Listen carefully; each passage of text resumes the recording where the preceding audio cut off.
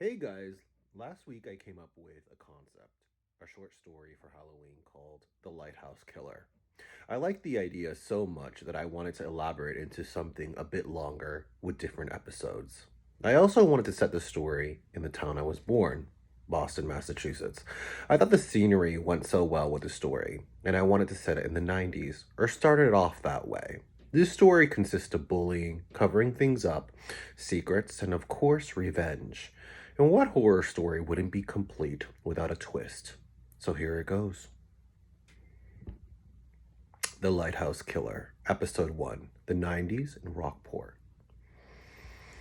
So, since this is the pilot, I really just wanted to focus on the characters' personalities, their backstories and secrets, kind of give you an idea of where they stand and who they are. When I wrote the short story, that was my version of a rough draft, I didn't necessarily rush it, however, did focus more on the plot than the characters. So, of course, I'm going deeper here, more into detail and adding more things and having more reason why they chose to do this or that with decision making. So, in the original version, I rushed into the prank and the popular kids playing the game near the lighthouse where the incident occurred with David. I didn't want to go there right away in this, since there were so many things the reader had to read between the lines on that one. Here, I'm going to be more specific. So, the opening scene is in a classroom where a teacher, Mr. Jacobs, an English lit teacher, is showing them a movie, Romeo and Juliet.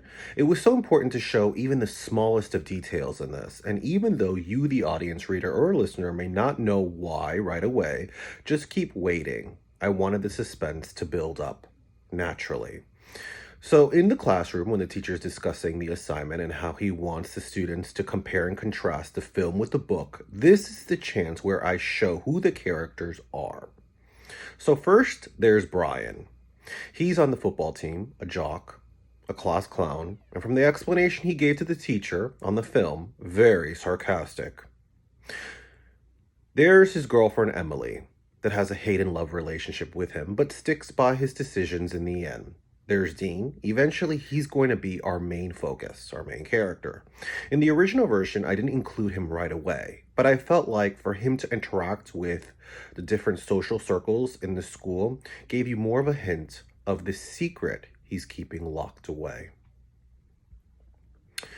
Then there's Rebecca, that has a crush on Dean. He's even confided in her with a secret that we find out later. Even though they joke around and hang out as friends, she wants more. He's very indecisive on how he feels because he sees two sides to her, and one of them he really does not like at all.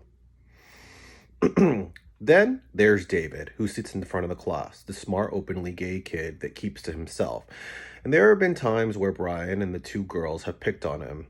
Even though it may seem he's not connected to the group, he really is. So Brian says something sarcastically, and David gets so annoyed and says something under his breath, which is very rare from him to speak his mind considering he's so afraid of them. Of course, Brian starts saying derogatory comments about his sexuality, only stirring the classroom into laughter, embarrassing poor David.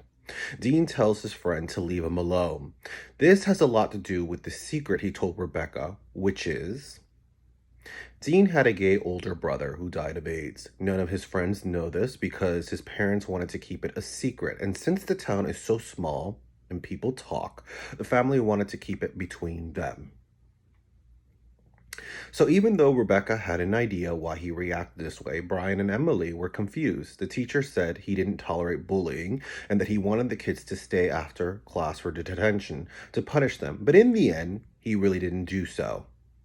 The bell rang. Dean confronted his buddy Brian, asking him when is he going to grow up and that he plays too much. He walks away from his friends, leaving the two of them puzzled, and that's when Rebecca informs them about his brother. During weight training class, Brian confronts Dean again and in his own way tells him he's sorry and says something that makes Dean know that Rebecca told him about his brother, which makes him feel he doesn't know if he could trust her anymore. They make amends, and after school, in the end of this episode, where they all hang out in the parking lot in front of school, Dean tells his friends that he's got to go home and do something for his dad, which is all a lie. He's over them and tells them that he'll hang out with them over the weekend. Brian says okay and sees David walking by, and an idea for a prank comes to mind, letting Rebecca and Emily in on his devious little plan. Stay tuned for the next episode.